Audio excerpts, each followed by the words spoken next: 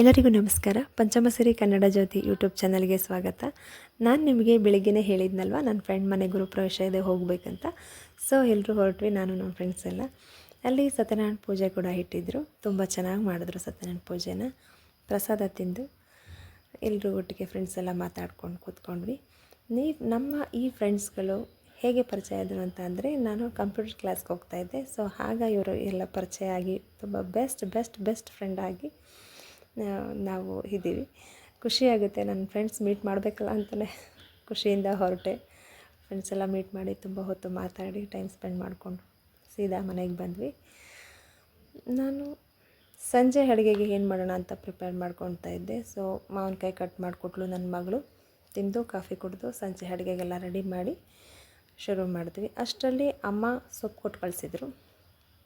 ಅಲ್ಲಿ ಹೂ ಬಿಟ್ಟಿತ್ತು, ಅದು ಸೊಪ್ಪೊಂದು ಅಂತ ಹೇಳಿ ಆ ಹೂನೆಲ್ಲ ನೀಟಾಗಿ ಬಿಡಿಸ್ಕೊಂಡು ಮೊಟ್ಟೆ ಗೊಜ್ಜು ಮಾಡಿದ್ರೆ ಚೆನ್ನಾಗಿರುತ್ತೆ, ಇದರಲ್ಲಿ ಮೊಟ್ಟೆ ಪಲ್ಯ ಮಾಡೋಣ ಅಂತ ಹೇಳಿ ರೆಡಿ ಮಾಡಿಕೊಂಡು, ನಾನು ಇದಕ್ಕೆ ಒಂದು 4 ಹಸಿಮೆಣಸಿನ್ಕಾಯಿ, ಸ್ವಲ್ಪ ಎಣ್ಣೆ ಬಿಟ್ಟು ಒಂದು 4 ಹಸಿಮೆಣಸಿನ್ಕಾಯಿ ಹಾಕಿ, ಈರುಳ್ಳಿ ಹಾಕಿ, ಸ್ವಲ್ಪ ಮೆಣಸು ಹಾಕಿ ಚೆನ್ನಾಗಿ ಫ್ರೈ ಮಾಡಿಕೊಂಡೆ. ಸೊಪ್ಪು ಹಾಕಿ ಬಿಟ್ಟೆ. ನಂತರ ಇನ್ನು ಉಳಿದಿದ್ದೆಲ್ಲ ನನ್ನ ಮಕ್ಕಳೇ ಮಾಡಿಕೊಂಡು, ಯಾಕೆಂದರೆ ನಾನು ಮೊಟ್ಟೆ ತಿನ್ನಲ್ಲ, ಹಾಗಾಗಿ ಮೊಟ್ಟೆ ವಾಸನೆ ಅಂದ್ರೂ ನನಗೆ ಆಗಲ್ಲ. ಸೊ ಇನ್ನು ಉಳಿದಿದ್ದೆಲ್ಲ ನನ್ನ ಮಕ್ಕಳೇ ರೆಡಿ ಮಾಡಿಕೊಂಡ್ರು. ಇವತ್ತು ದಿನಗಳನ್ನ ನಾನು ನೆನೆಸ್ಕೊಳ್ಳೋದು ಹೇಳಬೇಕಾಗಿರೋದು ಏನಂತ ಅಂದರೆ, ಸ್ನೇಹವನ್ನು ಬಯಸದೇ ಇರೋ ಜೀವಿ ಪ್ರಪಂಚದಲ್ಲಿ ಇಲ್ಲವೇ ಇಲ್ಲ.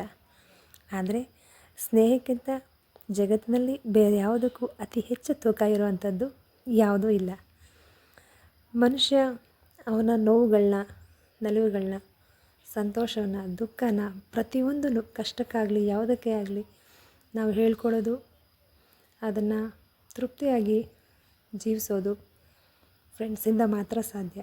ಸೊ ನನ್ನ ಈ ಫ್ರೆಂಡ್ಸ್ ದಿ ಬೆಸ್ಟ್ ಫ್ರೆಂಡ್ಸ್ ಅಂತ ಹೇಳ್ಕೊಡೋದಕ್ಕೆ ನಾನು ತುಂಬಾ ಖುಷಿ ಪಡ್ತೀನಿ. ಈ ವಿಡಿಯೋ ನಿಮಗೆ ತುಂಬ ಇಷ್ಟ ಆಗಿದೆ ಅಂತ ಅಂದ್ಕೊತೀನಿ. ಇಷ್ಟ ಆಗಿದರೆ ಎಲ್ರಿಗೂ ಶೇರ್ ಮಾಡಿ, ಲೈಕ್ ಮಾಡಿ, ಸಬ್ಸ್ಕ್ರೈಬ್ ಆಗಿ, ಹೆಚ್ಚು ವೀಡಿಯೋಸ್ಗಳನ್ನ ಎಲ್ರಿಗೂ ಕಳಿಸಿ ನೋಡಿ. ನೀವು ಸೆಂಡ್ ಮಾಡೋ ವಿಡಿಯೋಗಳಿಂದ ಅಥವಾ ಕಮೆಂಟ್ಗಳಿಂದ ನನಗೆ ತುಂಬಾ ಖುಷಿಯಾಗುತ್ತೆ. ಧನ್ಯವಾದಗಳು. Thank you.